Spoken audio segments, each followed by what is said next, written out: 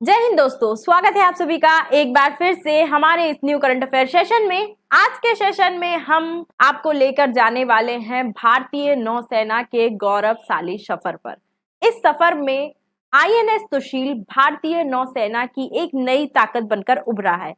ये जो युद्धपोत है रशिया और भारत दोनों के द्वारा निर्मित किया गया है। इससे न केवल भारत की रक्षा क्षमताओं में इजाफा होगा बल्कि भारत की मेक इन इंडिया पहल को भी एक नई ऊंचाई पर लेकर जाएगा। ये साथ ही हम चर्चा करेंगे इसकी क्या क्या विशेषताएं हैं जिसके कारण हमारे दुश्मन देश यानी कि चाइना और पाकिस्तान जिससे हमारा विवाद चलता रहता है उनकी टेंशन क्यों बढ़ी है, उसके पीछे क्या कारण है, उस पर भी आज के सेशन में हम चर्चा करेंगे।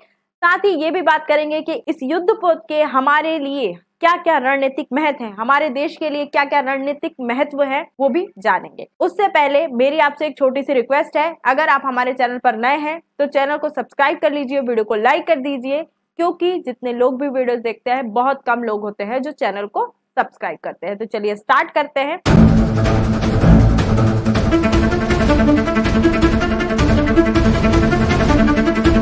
रशिया और इंडिया के द्वारा मिलकर बनाया गया सुशील फ्रिगेट अब भारतीय नेवी को सौंप दिया गया है। किसकी उपस्थिति में?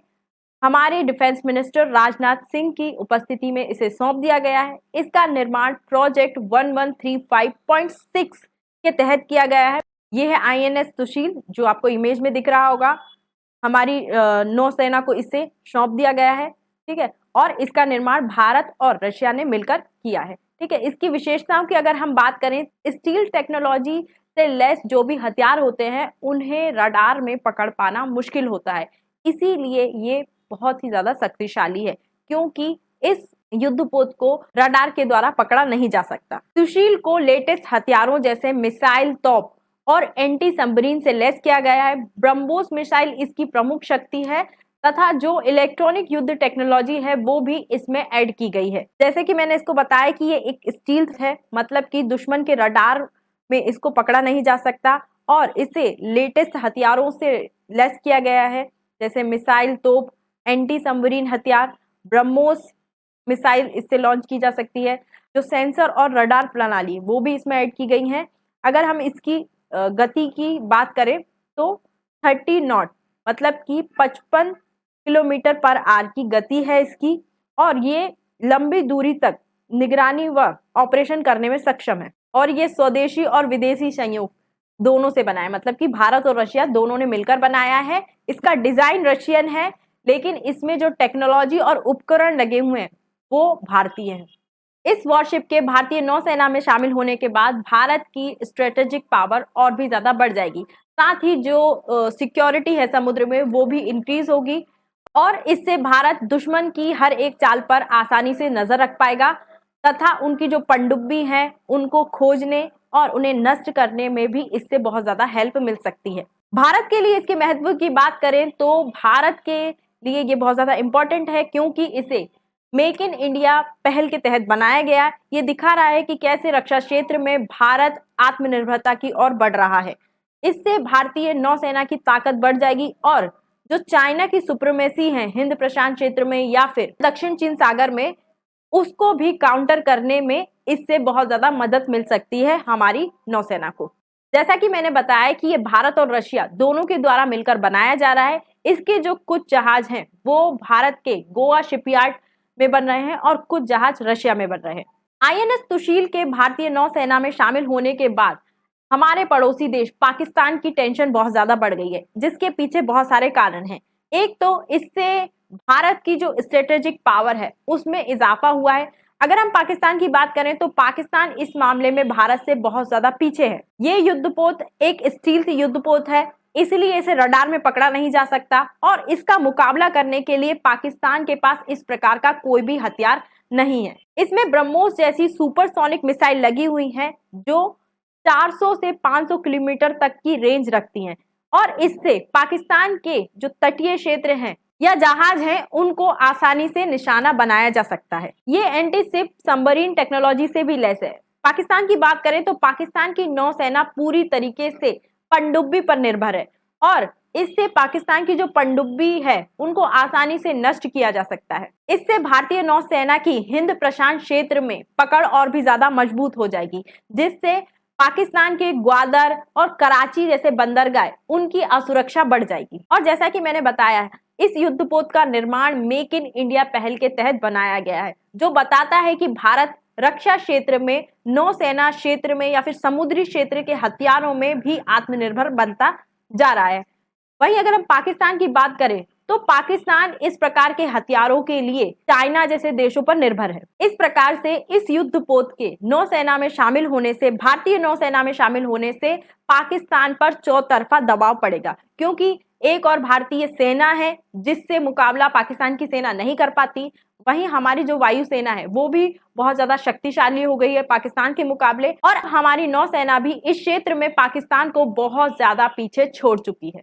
ये युद्धपोत न केवल पाकिस्तान की टेंशन बढ़ा रहा है बल्कि चाइना के लिए भी सिरदर्द बना हुआ है, क्योंकि चाइना हमेशा से कोशिश करता आया है कि अपनी स्ट्रिंग एंड पल्स की पॉलिसी के तहत भारत को घेरे, भारत को किसी न किसी प्रकार से हिंद प्रशांत क्षेत्र में पकड़ ना बनाने दे। लेकिन इस युद्धपोत से हम चाइना की हर एक चाल पर नजर रख पाएंगे। सुशील की मौजूदगी से भारतीय नौसेना चीन के मालवाहक जहाजों, उसकी एनर्जी सप्लाई लाइंस पर नजर रख पाएगी, जो कि दक्षिण चीन सागर से लेकर हिंद प्रशांत क्षेत्र तक फैली हुई है। इससे चीन की पनडुब्बियों पर भी खतरा बढ़ जाएगा। चीन की नौसेना का प्रमुख हिस्सा उसकी पनडुब्बियां हैं, आधुनिक पनडुब्बियां हैं चाइना के पास, लेकिन हमारा ये आईएनएस तुसील एंटी सबमरीन क्षमताओं तथा लेटेस्ट सोनार सिस्टम से लैस है, जिससे आसानी से चाइना की पनडुब्बियों का पता लगाया जा सकता है और उन्हें निष्क्रिय भी किया जा सकता है।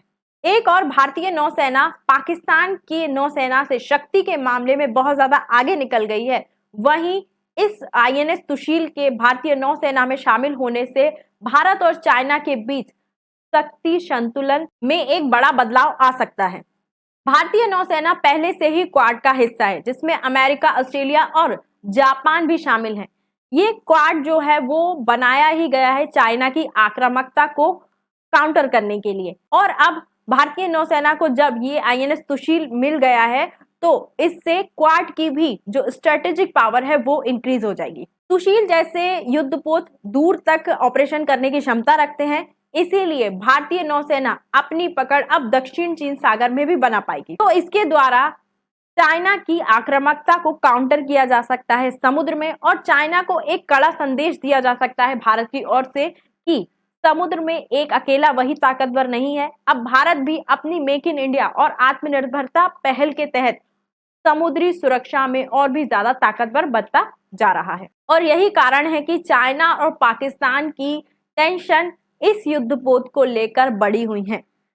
तो ये तो थी समुद्र में बढ़ती हुई भारतीय नौसेना की ताकत, लेकिन भारतीय नौसेना केवल समुद्र तक सीमित नहीं है, अब ये अंतरिक्ष में होने वाले ऑपरेशंस में भी हिस्सा ले रही है। रिसेंटली हमारी नौसेना ने इसरो के साथ मिलकर एक एक्सरसाइज की है। क्या है वो एक्सरसाइज? ये exercise Gaganyaan recovery training plan के तहत की गई है।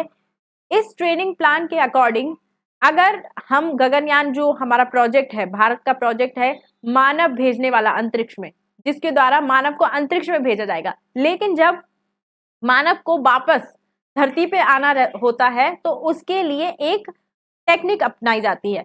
अंतरिक्ष में गए व्यक्ति को धरती पे लाने के लिए एक कैप्सूल का सहारा लेना पड़ता है। उस कैप्सूल में वो व्यक्ति बंद होता है, और जब वो कैप्सूल धरती की ओर बढ़ता है तो उसमें आग लग जाती है। इसीलिए उस कैप्सूल को नॉर्मल जगह पर नहीं उतारा जाता, समुद्र में उतारा जाता है। लेकिन समुद्र में जब उसे उतारा जाता है तो उसको ढूंढने, उसकी लोकेशन को पता करने और उस कैप्सूल को वहां से रिकवर करने के लिए भी नौसेना की मदद ली जाएगी, जिसकी सक्सेसफुल ट्रेनिंग इसरो और नेवी ने रिसेंटली की है। इस एक्सरसाइज में नौसेना ने अपने जहाज, अपने सोनार सिस्टम, अपने रडार का उपयोग कर सक्सेसफुली उस कैप्सूल को रिकवर कर लिया, और ये जो एक्सरसाइज है बहुत ज्यादा सक्सेसफुल हुई, और ये जो टेस्ट था ये भी बहुत ज्यादा सक्सेसफुल हुआ। तो ये थी हमारी भारतीय नौसेना की बढ़ती हुई ताकत, अंतरिक्ष और जमीन पर। तो आज के सेशन में इतना ही। आई होप आपको ये वीडियो अच्छी लगी होगी। अगर आपको ये वीडियो अच्छी लगी है तो चैनल को सब्सक्राइब कर लीजिए, वीडियो को लाइक कर दीजिए। आपकी क्या राय है कि क्या हमारी नौसेना जल्द ही चाइना का मुकाबला कर लेगी और पाकिस्तान क्या इस रेस में आएगा या नहीं? वैसे तो वो मुकाबला भारत का कर नहीं सकता, लेकिन कर सकता है या नहीं, अपनी राय हमें कमेंट में लिखकर जरूर बताइए। आज के सेशन में इतना ही। आई होप आपको ये वीडियो अच्छी लगी होगी। वीडियो अच्छी लगी है तो चैनल को सब्सक्राइब कर लीजिए, वीडियो को लाइक कर दीजिए और अधिक जानकारी के लिए आप हमारे व्हाट्सएप ग्रुप और टेलीग्राम से जुड़ जाइए। तब तक के लिए जय हिंद, जय भारत। Thank you.